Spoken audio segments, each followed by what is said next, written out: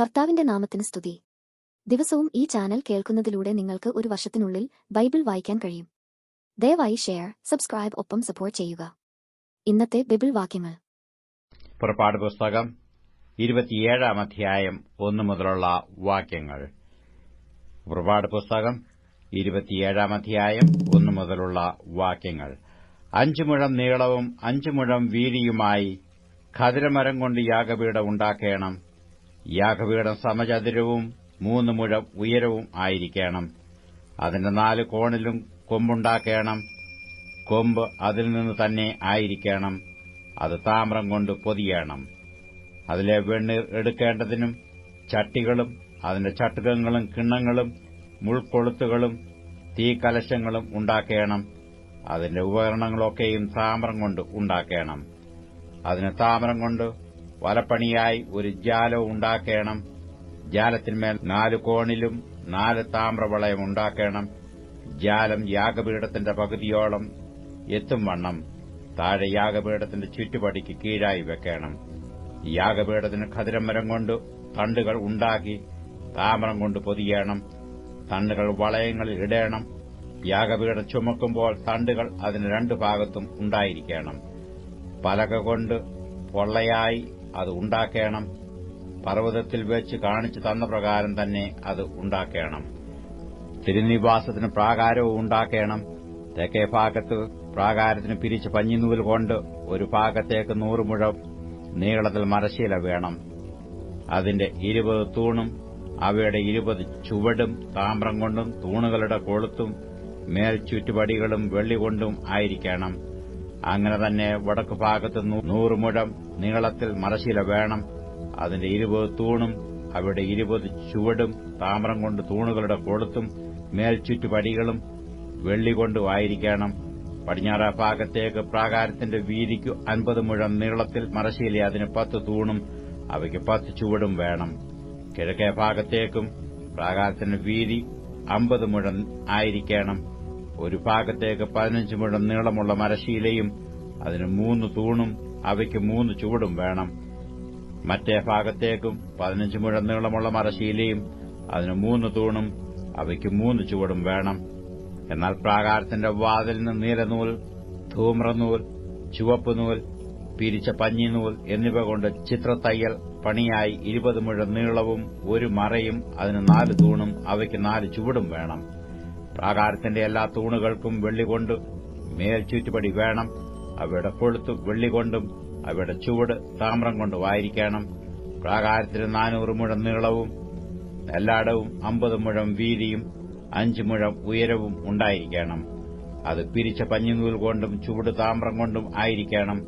തിരുനിവാസത്തിലെ സകല ശുശ്രൂഷയ്ക്കുമുള്ള ഉപകരണങ്ങളൊക്കെയും അതിന്റെ എല്ലാ കുറ്റികളും പ്രാകാരത്തിന്റെ എല്ലാ കുറ്റികളും താമ്രം കൊണ്ടായിരിക്കണം. വിളക്ക് നിരന്തരം കത്തിക്കൊണ്ടിരിക്കേണ്ടതിന് ഇസ്രായേൽ മക്കൾ വിളക്കിന് ഇടിച്ചെടുത്ത തെളിവുള്ള ഒലിവെണ്ണ നിന്റെ അടുക്കൽ കൊണ്ടുവരുവാൻ അവരോട് കൽപ്പിക്കാം. സമാഗമന കൂടാരത്തിൽ സാക്ഷ്യത്തിനു മുമ്പിലുള്ള തിരശ്ശീലയ്ക്ക് പുറത്തു അഹരോനും തന്റെ പുത്രന്മാരും അതിനെ വൈകുന്നേരം മുതൽ പ്രഭാതം വരെ യഹോവയുടെ മുമ്പാകെ കത്തുവാൻ തക്കവണ്ണം വെക്കണം. ഇത് ഇസ്രായേൽ മക്കൾക്ക് തലമുറ തലമുറയായി എന്നേക്കുമുള്ള ചട്ടമായിരിക്കണം. പുറപ്പാട് പുസ്തകം 28 അധ്യായം 1 മുതലുള്ള വാക്യങ്ങൾ. പുറപ്പാട് പുസ്തകം 28 അധ്യായം 1 മുതലുള്ള വാക്യങ്ങൾ. നിന്റെ സഹോദരനായ അഹരോനെയും അവന്റെ പുത്രന്മാരെയും എനിക്ക് പുരോഹിത ശുശ്രൂഷ ചെയ്യേണ്ടതിന് ഇസ്രായേൽ മക്കളുടെ ഇടയിൽ നിന്ന് നിന്റെ അടുക്കൽ വരുത്തുക.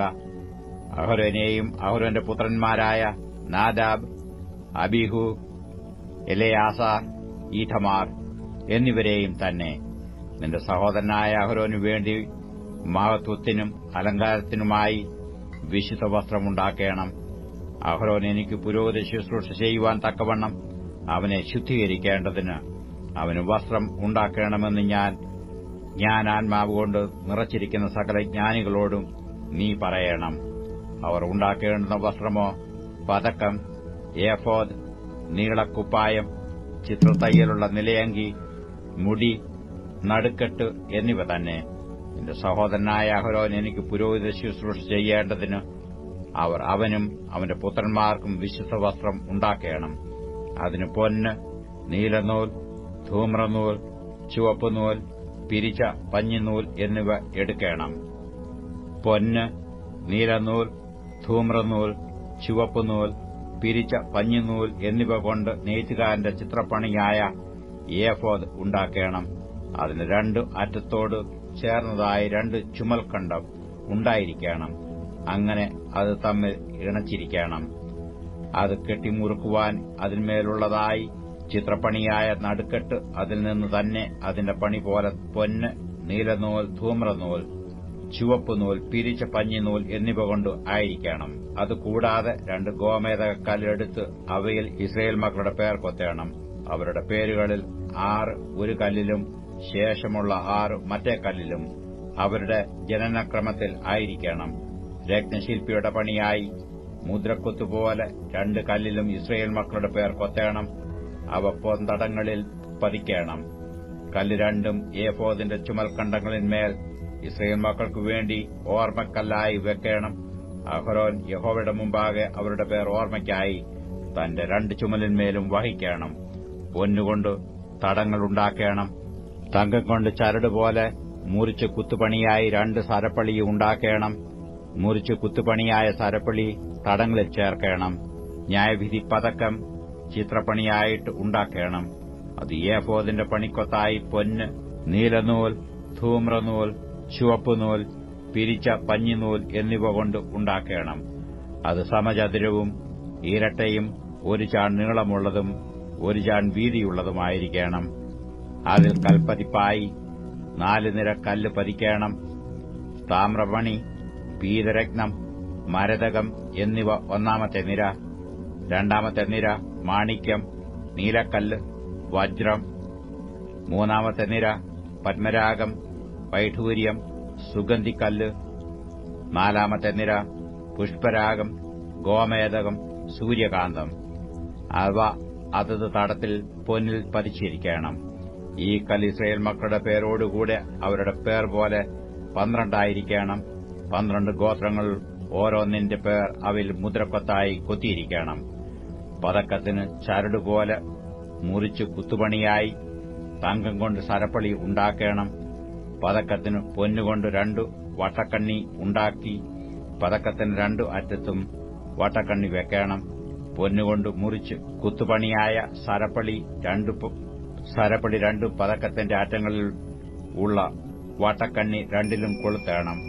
മുറിച്ച് കൊത്തുപണിയായ 2 സരപ്പളിയുടെ മറ്റേ അറ്റം 2 തടത്തിൽ കൊളുത്തി ഏഫേദിന്റെ ചുമൽക്കണ്ടങ്ങളിൽ അതിന്റെ മുൻഭാഗത്ത് വെക്കണം. പൊന്നുകൊണ്ട് 2 വട്ടക്കണ്ണി ഉണ്ടാക്കി പതക്കത്തിന്റെ മറ്റേ 2 അറ്റത്തും ഏഫോദിന്റെ കീഴറ്റത്തിനു നേരെ അതിന്റെ വെളിമ്പിൽ അകത്തായി വെക്കണം. പൊന്നുകൊണ്ട് വേറെ 2 വട്ടക്കണ്ണി ഉണ്ടാക്കി ഏഫോദിന്റെ മുൻഭാഗത്ത് അതിന് 2 ചുമൽക്കണ്ടത്തിന്മേൽ താഴെ അതിന്റെ ഇണപ്പിന്നരികെ ഏഫോദിന്റെ നടുക്കെട്ടിനു മേലായി വെക്കണം. പതക്കം ഏഫോദിന്റെ നടുക്കെട്ടിനു മേലായിരിക്കേണ്ടതിനും ഏഫോദിൽ ആടാതിരിക്കേണ്ടതിനും അതിന്റെ വട്ടക്കണ്ണികളാൽ ഏഫോദിന്റെ വട്ടക്കണ്ണികളോട് നീലനാട കൊണ്ട് കെട്ടേണം. അങ്ങനെ അഹരോൻ വിശുദ്ധമന്ദിരത്തിൽ കടക്കുമ്പോൾ ന്യായവിധി പദത്തക്കത്തിൽ ഇസ്രായേൽ മക്കളുടെ പേർ എപ്പോഴും യഹോവയുടെ മുമ്പാകെ ഓർമ്മയ്ക്കായിട്ട് തന്റെ ഹൃദയത്തിന്മേൽ വഹിക്കണം. ന്യായവിധി പദത്തക്കത്തിനകത്തു ഊറീമും തുമ്മീമും വെളിപ്പാടും സത്യവും വെക്കണം. അഹരോൻ യഹോവയുടെ സന്നിധാനത്തിങ്കൽ കടക്കുമ്പോൾ അവന്റെ ഹൃദയത്തിന്മേലും ഇരിക്കണം. അഹരോൻ ഇസ്രായേൽ മക്കൾക്കുള്ള ന്യായവിധി എപ്പോഴും യഹോവയുടെ മുമ്പാകെ തന്റെ ഹൃദയത്തിന്മേൽ വഹിക്കണം. ഏഫോദിന്റെ അങ്കി മുഴുവനും നീലനൂൽ കൊണ്ട് ഉണ്ടാക്കണം. അതിന് നടുവിൽ തലകടപ്പാൻ ഒരു ദ്വാരം വേണം. ദ്വാരത്തിന് നെയ്ത്തുപണിയായ ഒരു നാട ചുറ്റിലും വേണം. അത് കീറിപ്പോകാതിരിപ്പാൻ കവചത്തിന്റെ ദ്വാരം പോലെ അതിന് ഉണ്ടായിരിക്കണം. നീലനൂൽ, ധൂമ്രനൂൽ, ചുവപ്പുനൂൽ എന്നിവ കൊണ്ട് ചുറ്റും അതിന്റെ വെളുമ്പിൽ മാതളപ്പഴങ്ങളും അവയുടെ ഇടയിൽ ചുറ്റും പൊന്നുകൊണ്ട് മണികളും ഉണ്ടാക്കണം. അങ്കിയുടെ വെളുമ്പിൽ ചുറ്റും ഒരു പൊന്മണി, ഒരു മാതളപ്പഴം, ഒരു പൊന്മണി, ഒരു മാതളപ്പഴം ഇങ്ങനെ വേണം. ശുശ്രൂഷ ചെയ്യുകയിൽ അഹരോൻ അത് ധരിക്കണം. യഹോവയുടെ മുമ്പാകെ വിശുദ്ധ മന്ദിരത്തിൽ കടക്കുമ്പോഴും പുറത്തു വരുമ്പോഴും അവൻ മരിക്കാതിരിക്കേണ്ടതിന് അതിന്റെ ശബ്ദം കേൾക്കണം. തങ്കം കൊണ്ട് ഒരു പട്ടമുണ്ടാക്കി അതിൽ യഹോവയ്ക്ക് വിശുദ്ധം എന്ന് മുദ്രപ്പത്തായി കൊത്തേണം. അത് മുടിമേലിരിക്കേണ്ടതിന് നീലച്ചരടുകൊണ്ട് കെട്ടണം. അത് മുടിയുടെ മുൻഭാഗത്ത് ഇരിക്കണം. ഇസ്രായേൽ മക്കൾ തങ്ങളുടെ സകല വിശുദ്ധ വഴിപാടുകളിലും ശുദ്ധീകരിക്കുന്ന വിശുദ്ധ വസ്തുക്കളുടെ കുറ്റം അഹരോൻ വഹിക്കേണ്ടതിന് അത് അഹരോൻ നെറ്റിയിൽ ഇരിക്കണം. യഹോവയുടെ മുമ്പാകെ അവർക്ക് പ്രസാദം ലഭിക്കേണ്ടതിന് അതെപ്പോഴും അവന്റെ നെറ്റിയിൽ ഇരിക്കണം. പഞ്ഞിനൂൽകൊണ്ട് ഉള്ളങ്കിയും വിചിത്രപ്പണിയായി നെയ്യണം. പഞ്ഞിനൂൽകൊണ്ട് മുടിയും ഉണ്ടാക്കണം. നടുക്കെട്ടും ചിത്രത്തയ്യൽപ്പണിയായിട്ട് ഉണ്ടാക്കണം. അഹരോന്റെ പുത്രന്മാർക്ക് മഹത്വത്തിനും അലങ്കാരത്തിനുമായിട്ട് അങ്കി, നടുക്കെട്ട്, തലപ്പാവ് എന്നിവ ഉണ്ടാക്കണം. അവ നിന്റെ സഹോദരനായ അഹരോനെയും അവന്റെ പുത്രന്മാരെയും ധരിപ്പിക്കണം. അവർ എനിക്ക് പുരോഹിത ശുശ്രൂഷ ചെയ്യേണ്ടതിന് അവരെ അഭിഷേകവും കരപൂരണവും ചെയ്ത് ശുദ്ധീകരിക്കണം. അവരുടെ നഗ്നത മറപ്പാൻ അവർക്ക് ചണനൂൽ കൊണ്ട് കാൽച്ചട്ടയും ഉണ്ടാക്കണം. അത് അരതുടങ്ങി തുടവരെ എത്തണം. അഹരോനും അവന്റെ പുത്രന്മാരും വിശുദ്ധമന്ദിരത്തിൽ ശുശ്രൂഷ ചെയ്യുവാൻ സമാഗമന കൂടാരത്തിൽ കടക്കുമ്പോഴോ യാഗപീഠത്തിന്റെ അടുക്കൽ ചെല്ലുമ്പോഴോ കുറ്റം ചുമന്ന് മരിക്കാതിരിക്കേണ്ടതിന് അവർ അത് ധരിക്കണം. അവനും അവന്റെ സന്തതിക്കും അത് എന്നേക്കുമുള്ള ചട്ടമായിരിക്കണം. യോഹന്നാൻ എഴുതിയ സുവിശേഷം 1 അധ്യായം 1 മുതലുള്ള വാക്യങ്ങൾ. യോഹന്നാൻ എഴുതിയ സുവിശേഷം 1 അധ്യായം 1 മുതലുള്ള വാക്യങ്ങൾ. ആദിയിൽ വചനമുണ്ടായിരുന്നു, വചനം ദൈവത്തോടുകൂടെയായിരുന്നു, വചനം ദൈവമായിരുന്നു.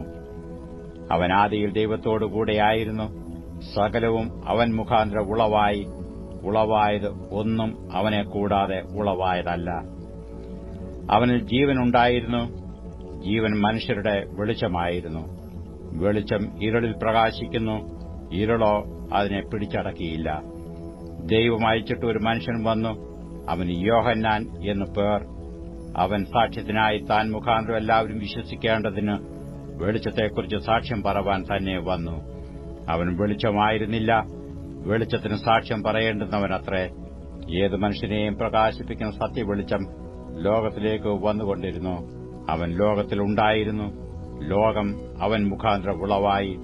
ലോകമോ അവനെ അറിഞ്ഞില്ല. അവൻ സ്വന്തത്തിലേക്ക് വന്നു, സ്വന്തമായവരോ അവനെ കൈക്കൊണ്ടില്ല. അവനെ കൈക്കൊണ്ടു അവന്റെ നാമത്തിൽ വിശ്വസിക്കുന്ന ഏവർക്കും ദൈവമക്കളാകുവാൻ അവൻ അധികാരം കൊടുത്തു. അവർ രക്തത്തിൽ നിന്നല്ല, ജഡത്തിന്റെ ഇഷ്ടത്താലല്ല, പുരുഷന്റെ ഇഷ്ടത്താലുമല്ല, ദൈവത്തിൽ നിന്നത്രേ ജനിച്ചത്.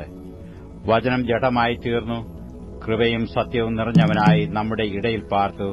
ഞങ്ങൾ അവന്റെ തേജസ് പിതാവിൽ നിന്ന് ഏകജാതനായവന്റെ തേജസ്സായി കണ്ടു. യോഹന്നാൻ അവനെക്കുറിച്ച് സാക്ഷീകരിച്ചു. എന്റെ പിന്നാലെ വരുന്നവൻ എനിക്ക് മുമ്പനായി തീർന്നു, അവൻ എനിക്ക് മുമ്പേ ഉണ്ടായിരുന്നു എന്ന് ഞാൻ പറഞ്ഞവൻ ഇവൻ തന്നെ എന്ന് വിളിച്ചു പറഞ്ഞു. അവന്റെ നിറവിൽ നിന്നു നമുക്ക് എല്ലാവർക്കും കൃപമേൽ കൃപ ലഭിച്ചിരിക്കുന്നു. ന്യായപ്രമാണം മോശെ മുഖാന്തരം ലഭിച്ചു, കൃപയും സത്യവും യേശുക്രിസ്തു മുഖാന്തരം വന്നു. ദൈവത്തെ ആരും ഒരുനാളും കണ്ടിട്ടില്ല. പിതാവിന്റെ മടിയിൽ ഇരിക്കുന്ന ഏകജാതനായ പുത്രൻ അവനെ വെളിപ്പെടുത്തിയിരിക്കുന്നു. നീ ആർ എന്ന് യോഹന്നാനോട് ചോദിക്കേണ്ടതിന് യഹൂദന്മാർ യെരുശലേമിൽ നിന്ന് പുരോഹിതന്മാരെയും ലേവ്യരെയും അവന്റെ അടുക്കൽ അയച്ചപ്പോൾ അവന്റെ സാക്ഷ്യം എന്തെന്നാൽ അവൻ മറുക്കാതെ ഏറ്റുപറഞ്ഞു. ഞാൻ ക്രിസ്തു അല്ല എന്ന് ഏറ്റുപറഞ്ഞു. പിന്നെ എന്ത്, നീ ഏലിയാവോ എന്ന് അവനോട് ചോദിച്ചതിനോ അല്ല എന്ന് പറഞ്ഞു. നീ ആ പ്രവാചകനോ എന്നതിനോ അല്ല എന്ന് അവൻ ഉത്തരം പറഞ്ഞു. അവർ അവനോട്, നീ ആരാകുന്നു? ഞങ്ങളെ അയച്ചവരോട് ഉത്തരം പറയേണ്ടതിന് നീ നിന്നെക്കുറിച്ച് തന്നെ എന്തു പറയുന്നു എന്ന് ചോദിച്ചു. അതിനു അവൻ, യെശയ്യാ പ്രവാചകൻ പറഞ്ഞതുപോലെ കർത്താവിന്റെ വഴി നേരെയാക്കുവാൻ എന്ന് മരുഭൂമിയിൽ വിളിച്ചു പറയുന്നവന്റെ ശബ്ദം ഞാനാകുന്നു എന്ന് പറഞ്ഞു. അയക്കപ്പെട്ടവർ പരീശന്മാരുടെ കൂട്ടത്തിലുള്ളവർ ആയിരുന്നു. എന്നാൽ നീ ക്രിസ്തുവല്ല, ഏലിയാവല്ല, ആ പ്രവാചകനുമല്ല എന്ന് വരിക. നീ സ്നാനം കഴിപ്പിക്കുന്നത് എന്ത് എന്ന് അവർ ചോദിച്ചു.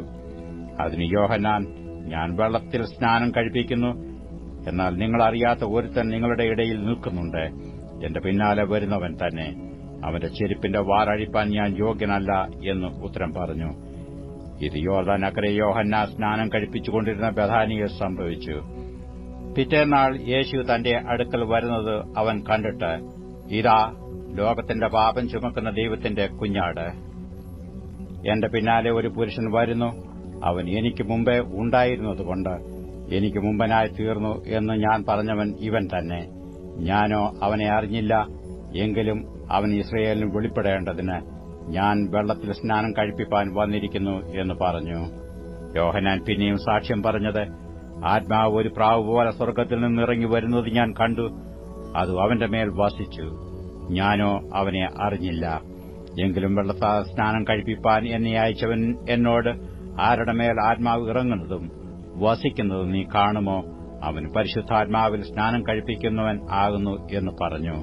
അങ്ങനെ ഞാൻ കാണുകയും ഇവൻ ദൈവപുത്രൻ തന്നെയെന്ന് സാക്ഷ്യം പറയുകയും ചെയ്തിരിക്കുന്നു. പിറ്റേനാൾ യോഹന്നാൻ പിന്നെയും തന്റെ ശിഷ്യന്മാർ രണ്ടുപേരുമായി അവിടെ നിൽക്കുമ്പോൾ കടന്നുപോകുന്ന യേശുവിനെ നോക്കിയിട്ട്, ഇതാ ദൈവത്തിന്റെ കുഞ്ഞാട് എന്ന് പറഞ്ഞു. അവൻ പറഞ്ഞത് ആ രണ്ട് ശിഷ്യന്മാർ കേട്ട് യേശുവിനെ അനുഗമിച്ചു. യേശു തിരിഞ്ഞു അവർ പിന്നാലെ വരുന്നത് കണ്ടു അവരോട്, നിങ്ങൾ എന്ത് അന്വേഷിക്കുന്നു എന്ന് ചോദിച്ചു. അവൻ അവരോട് വന്നു കാൺമീൻ എന്ന് പറഞ്ഞു. അങ്ങനെ അവൻ വസിക്കുന്ന ഇടം അവർ കണ്ടു. അന്ന് അവനോടുകൂടെ പാർത്തു. അപ്പോൾ ഏകദേശം 10 മണിനേരം ആയിരുന്നു. യോഹന്നാൻ പറഞ്ഞത് കേട്ടു അവനെ അനുഗമിച്ച 2 പേരിൽ ഒരുത്തൻ ശിമോൻ പത്രോസിന്റെ സഹോദരനായ അന്ത്രയാസ് ആയിരുന്നു. അവൻ തന്റെ സഹോദരനായ ശിമോനെ ആദ്യം കണ്ടു അവനോട്, ഞങ്ങൾ മശിഹായെ എന്നുവെച്ച ക്രിസ്തുവെ കണ്ടെത്തിയിരിക്കുന്നു എന്ന് പറഞ്ഞു. അവനെ യേശുവിന്റെ അടുക്കൽ കൊണ്ടുവന്നു. യേശു അവനെ നോക്കി, നീ യോഹന്നാന്റെ പുത്രനായ ശിമോനാകുന്നു, നിനക്ക് കേഫ എന്നു പേരാകും എന്ന് പറഞ്ഞു. അത് പത്രോസ് എന്നാകുന്നു. പിറ്റേനാൾ യേശു ഗലീലയ്ക്ക് പുറപ്പെടുവാൻ ഭാവിച്ചപ്പോൾ ഫിലിപ്പോസിനെ കണ്ടു, എന്നെ അനുഗമിക്ക എന്നു അവനോട് പറഞ്ഞു. ഫിലിപ്പോസോ അന്ത്രയോസിന്റെയും പത്രോസിന്റെയും പട്ടണമായ ബെത്സദയിൽ നിന്നുള്ളവൻ ആയിരുന്നു. ഫിലിപ്പോസ് നഥാനിയേലിനെ കണ്ടു. അവനോട്, ന്യായപ്രമാണത്തിൽ മോശയും പ്രവാചകന്മാരും എഴുതിയിരിക്കുന്നവനെ കണ്ടെത്തിയിരിക്കുന്നു. അവൻ യോസഫിന്റെ പുത്രനായ യേശു എന്ന നസറേത്തുകാരൻ തന്നെ എന്ന് പറഞ്ഞു. നഥനിയേൽ അവനോട്, നസറേത്തിൽ നിന്ന് വല്ല നന്മയും വരുമോ എന്ന് പറഞ്ഞു. ഫിലിപ്പോസ് അവനോട്, വന്നു കാണുക എന്ന് പറഞ്ഞു. നഥനിയേൽ തന്റെ അടുക്കൽ വരുന്നത് യേശു കണ്ടു. ഇതാ സാക്ഷാൽ ഇസ്രയേല്യൻ, ഇവനിൽ കപടമില്ല എന്ന് അവനെക്കുറിച്ച് പറഞ്ഞു. നഥനിയേൽ അവനോട്, എന്നെ എവിടെ വെച്ച് അറിയും എന്ന് ചോദിച്ചതിന് ഫിലിപ്പോസ്, നിന്നെ വിളിക്കും മുമ്പേ നീ അത്തിയുടെ കീഴിൽ ഇരിക്കുമ്പോൾ ഞാൻ നിന്നെ കണ്ടു എന്ന് യേശു ഉത്തരം പറഞ്ഞു. നഥനിയേൽ അവനോട്, റബി, നീ ദൈവപുത്രൻ, നീ ഇസ്രയേലിന്റെ രാജാവ് എന്ന് ഉത്തരം പറഞ്ഞു. യേശു അവനോട്, ഞാൻ നിന്നെ അത്തിയുടെ കീഴിൽ കണ്ടു എന്ന് നിന്നോട് പറകൊണ്ട് നീ വിശ്വസിക്കുന്നുവോ? നീ ഇതിനേക്കാൾ വലിയത് കാണും എന്ന് ഉത്തരം പറഞ്ഞു. ആമേൻ, ആമേൻ, ഞാൻ നിങ്ങളോട് പറയുന്നു, സ്വർഗ്ഗം തുറന്നിരിക്കുന്നതും മനുഷ്യപുത്രന്റെ അടുക്കൽ ദൈവദൂതന്മാർ കയറുകയും ഇറങ്ങുകയും ചെയ്യുന്നതും നിങ്ങൾ കാണും എന്നും അവനോട് പറഞ്ഞു. യോഹന്നാൻ എഴുതിയ സുവിശേഷം 2-ാം അധ്യായം 1 മുതലുള്ള വാക്യങ്ങൾ. യോഹന്നാൻ എഴുതിയ സുവിശേഷം 2-ാം അധ്യായം 1 മുതലുള്ള വാക്യങ്ങൾ. 3-ാം നാൾ ഗലീലയിലെ കാനാവിൽ ഒരു കല്യാണമുണ്ടായി. യേശുവിന്റെ അമ്മ അവിടെ ഉണ്ടായിരുന്നു. യേശുവിനെയും ശിഷ്യന്മാരെയും കല്യാണത്തിന് ക്ഷണിച്ചിരുന്നു. വീഞ്ഞു പോരാതെ വരികയാൽ യേശുവിന്റെ അമ്മ അവനോട്, അവർക്ക് വീഞ്ഞു ഇല്ല എന്ന് പറഞ്ഞു. യേശു അവളോട്, സ്ത്രീയെ, എനിക്ക് നിനക്കും തമ്മിൽ എന്ത്? എന്റെ നാഴിക ഇതുവരെ വന്നിട്ടില്ല എന്ന് പറഞ്ഞു. അവന്റെ അമ്മ ശുശ്രൂഷക്കാരോട്, അവൻ നിങ്ങളോട് എന്തെങ്കിലും കൽപ്പിച്ചാൽ അത് ചെയ്യുവീൻ എന്ന് പറഞ്ഞു. അവിടെ യഹൂദന്മാരുടെ ശുദ്ധീകരണ നിയമം അനുസരിച്ച് 2-3 പറ വീതം കൊള്ളുന്ന 6 കൽപാത്രമുണ്ടായിരുന്നു. യേശു അവരോട്, ഈ കൽപാത്രങ്ങളിൽ വെള്ളം നിറപ്പീൻ എന്ന് പറഞ്ഞു. അവർ വക്കോളവും നിറച്ചു. ഇപ്പോൾ കോരി വിരുന്നുവാഴിക്ക് കൊണ്ടുപോയി കൊടുപ്പീൻ എന്നു അവൻ പറഞ്ഞു. അവർ കൊണ്ടുപോയി കൊടുത്തു. അത് എവിടെ നിന്ന് എന്ന് വെള്ളം കോരിയ ശുശ്രൂഷക്കാരല്ലാതെ വിരുന്നുവാഴി അറിഞ്ഞില്ല. വീഞ്ഞായി തീർന്ന വെള്ളം വിരുന്നുവാഴി രുചിച്ചു നോക്കിയാറെ മണവാളനെ വിളിച്ചു. എല്ലാവരും ആദ്യം നല്ല വീഞ്ഞും ലഹരി പിടിച്ച ശേഷം ഇളപ്പമായതും കൊടുക്കുമാറുണ്ട്. നീ നല്ല വീഞ്ഞു ഇതുവരെയും സൂക്ഷിച്ചു വെച്ചുവല്ലോ എന്നു അവനോട് പറഞ്ഞു. യേശു ഇതിനെ അടയാളങ്ങളുടെ ആരംഭമായി ഗലീലയിലെ കാനാവിൽ വെച്ച് തന്റെ മഹത്വം വെളിപ്പെടുത്തി. അവന്റെ ശിഷ്യന്മാർ അവനിൽ വിശ്വസിച്ചു. അനന്തരം അവനും അവന്റെ അമ്മയും സഹോദരന്മാരും ശിഷ്യന്മാരും കഫർന്നഹൂമിലേക്ക് പോയി അവിടെ ഏറെ നാൾ പാർത്തില്ല. യഹൂദന്മാരുടെ പെസഹ സമീപമാകൊണ്ട് യേശു യെരുശലേമിലേക്ക് പോയി ദൈവാലയത്തിൽ കാള, ആട്, പ്രാവ് എന്നിവയെ വിൽക്കുന്നവരെയും അവിടെ ഇരിക്കുന്ന പൊൻവാണിപ്പക്കാരെയും കണ്ടിട്ട് കയറുകൊണ്ടൊരു ചമ്മട്ടി ഉണ്ടാക്കി ആടുമാടുകളോടും കൂടെ എല്ലാവരെയും ദൈവാലയത്തിൽ നിന്ന് പുറത്താക്കി പൊൻവാണിപ്പക്കാരുടെ നാണ്യം തൂകിക്കളഞ്ഞു, മേശകളെ മറിച്ചിട്ടു. പ്രാവുകളെ വിൽക്കുന്നവരോട്, ഇത് ഇവിടെ നിന്ന് കൊണ്ടുപോകുവീൻ, എന്റെ പിതാവിന്റെ ആലയത്തെ വാണിഭശാലയാക്കരുതേ എന്ന് പറഞ്ഞു. അപ്പോൾ അവന്റെ ശിഷ്യന്മാർ, നിന്റെ ആലയത്തെക്കുറിച്ചുള്ള എരിവ് എന്നെ തിന്നുകളയുന്നു എന്ന് എഴുതിയിരിക്കുന്നത് ഓർത്തു. എന്നാൽ യഹൂദന്മാർ അവനോട്, നിനക്ക് ഇങ്ങനെ ചെയ്യാമെന്നതിന് നീ എന്ത് അടയാളം കാണിച്ചു തരും എന്ന് ചോദിച്ചു. യേശു അവരോട്, ഈ മന്ദിരം പൊളിപ്പീൻ, ഞാൻ 3 ദിവസത്തിനകം അതിനെ പണിയും എന്ന് ഉത്തരം പറഞ്ഞു. യഹൂദന്മാർ അവനോട്, ഈ മന്ദിരം 46 സംവത്സരം കൊണ്ട് പണിതിരിക്കുന്നു, നീ 3 ദിവസത്തിനകം അതിനെ പണിയുമോ എന്ന് ചോദിച്ചു. അവനോ തന്റെ ശരീരം എന്ന മന്ദിരത്തെക്കുറിച്ചത്രേ പറഞ്ഞത്. അവൻ ഇത് പറഞ്ഞു എന്നു അവൻ മരിച്ചവരിൽ നിന്ന് ഉയർത്തെഴുന്നേറ്റ ശേഷം ശിഷ്യന്മാർ ഓർത്തു തിരുവെഴുത്തും യേശു പറഞ്ഞ വചനവും വിശ്വസിച്ചു. പെസഹ പെരുന്നാളിൽ യെരുശലേമിൽ ഇരിക്കുമ്പോൾ അവൻ ചെയ്ത അടയാളങ്ങൾ കണ്ടിട്ട് പലരും അവന്റെ നാമത്തിൽ വിശ്വസിച്ചു.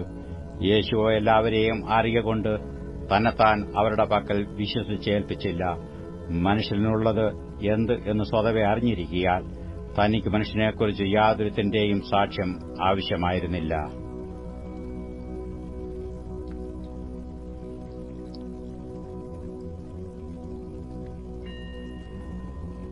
അപ്പോൾ അവന്റെ ശിഷ്യന്മാർ, നിന്റെ ആലയത്തെക്കുറിച്ചുള്ള എരിവ് എന്നെ തിന്നുകളയുന്നു എന്ന് എഴുതിയിരിക്കുന്നത് ഓർത്തു. 39-ാം സങ്കീർത്തനം 1 മുതലുള്ള വാക്യങ്ങൾ. 39-ാം സങ്കീർത്തനം 1 മുതലുള്ള വാക്യങ്ങൾ. നാവുകൊണ്ട് പാപം ചെയ്യാതിരിപ്പാൻ ഞാൻ എന്റെ വഴികളെ സൂക്ഷിക്കുമെന്നും ദുഷ്ടൻ എന്റെ മുമ്പിലിരിക്കുമ്പോൾ എന്റെ വായ് കടിഞ്ഞാണിട്ട് കാക്കുമെന്നും ഞാൻ പറഞ്ഞു. ഞാൻ ഉരിയാടാതെ ഊമനായിരുന്നു, നന്മയെ ഗണ്യമാക്കാതെ മൗനമായിരുന്നു. എന്റെ സങ്കടം പൊങ്ങിവന്നു, എന്റെ ഉള്ളിൽ ഹൃദയത്തിന് ചൂടുപിടിച്ചു, എന്റെ ധ്യാനത്തിങ്കൽ തീ കത്തി. അപ്പോൾ ഞാൻ നാവെടുത്ത് സംസാരിച്ചു. യഹോവേ, എന്റെ അവസാനത്തെയും എന്റെ ആയുസ് എത്ര എന്നതിനെയും എന്നെ അറിയിക്കണമേ. ഞാൻ എത്ര ക്ഷണികൻ എന്ന് ഞാൻ അറിയുമാറാകട്ടെ. ഇതാ, നീ എന്റെ നാളുകളെ 4 വിരലിൽ നീളമാക്കിയിരിക്കുന്നു. എന്റെ ആയുസ് നിന്റെ മുമ്പാകെ ഏതുമില്ലാത്തതുപോലെ ഇരിക്കുന്നു. ഏതു മനുഷ്യനും ഉറച്ചു നിന്നാലും ഒരു ശ്വാസമത്രേ. മനുഷ്യരൊക്കെയും വേറുനിഴലായി നടക്കുന്നു നിശ്ചയം. അവർ വ്യർത്ഥമായി പരിശ്രമിക്കുന്നു നിശ്ചയം. അവൻ ധനം സമ്പാദിക്കുന്നു, ആർ അനുഭവിക്കുമെന്ന് അറിയുന്നില്ല. എന്നാൽ കർത്താവേ, ഞാൻ ഏതിനായി കാത്തിരിക്കുന്നു. എന്റെ പ്രത്യാശ നിങ്കൽ വെച്ചിരിക്കുന്നു. എന്റെ സകല ലംഘനങ്ങളിൽ നിന്നും എന്നെ വിടുവിക്കണമേ. എന്നെ ഭോഷന്റെ നിന്ദയാക്കി വെക്കരുതേ. ഞാൻ വായ് തുറക്കാതെ ഊമനായിരുന്നു, നീയല്ലോ അങ്ങനെ വരുത്തിയത്. നിന്റെ ബാധയെങ്കൽ നിന്ന് നീക്കണമേ. നിന്റെ കൈയുടെ അടിയാൽ ഞാൻ ക്ഷയിച്ചിരിക്കുന്നു. അകൃത്യ നിമിത്തം നീ മനുഷ്യനെ ദണ്ഡനങ്ങളാൽ ശിക്ഷിക്കുമ്പോൾ നീ അവന്റെ സൗന്ദര്യത്തെ പുഴുപോലെ ക്ഷയിപ്പിക്കുന്നു. ഏതു മനുഷ്യനും ഒരു ശ്വാസമത്രയാകുന്നു. യഹോവേ, എന്റെ പ്രാർത്ഥന കേട്ടു എന്റെ അപേക്ഷ ചെവിക്കൊള്ളണമേ. എന്റെ കണ്ണുനീർ കണ്ടു മിണ്ടാതിരിക്കരുത്. ഞാൻ എന്റെ സകല പിതാക്കന്മാരെയും പോലെ നിന്റെ സന്നിധിയിൽ അന്യനും പരദേശിയുമാകുന്നുവല്ലോ. ഞാൻ ഇവിടെ നിന്ന് പോയി ഇല്ലാതെയാകുന്നതിനു മുമ്പ് ഉന്മേഷം പ്രാപിക്കേണ്ടതിന് നിന്റെ നോട്ടം എങ്കിൽ നിന്ന് മാറ്റണമേ.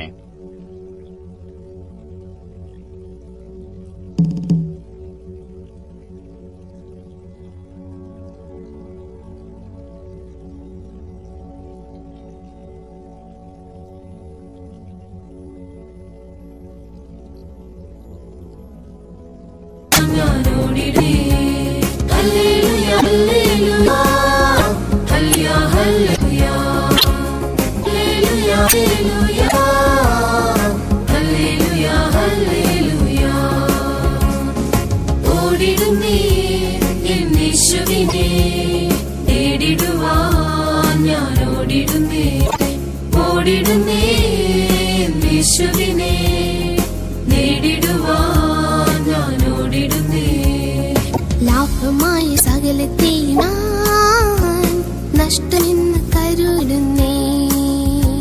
ലാഭമായ സകലത്തെയും നഷ്ടമെന്ന് കരുതിടുന്നേ. എനിക്കായി അപ്പാ നിയമിച്ച്, എനിക്കായി അപ്പാ നിയമിച്ച്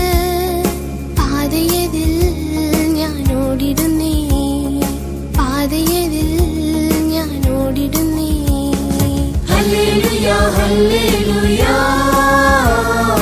ഹല്ലേലൂയ ഹല്ലേലൂയ ഹല്ലേലൂയ ഹല്ലേലൂയ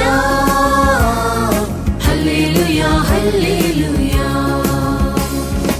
ഓടിടുന്നേ എൻ യേശുവിനെ നേടിടുവാൻ ഞാൻ ഓടിടുന്നേ.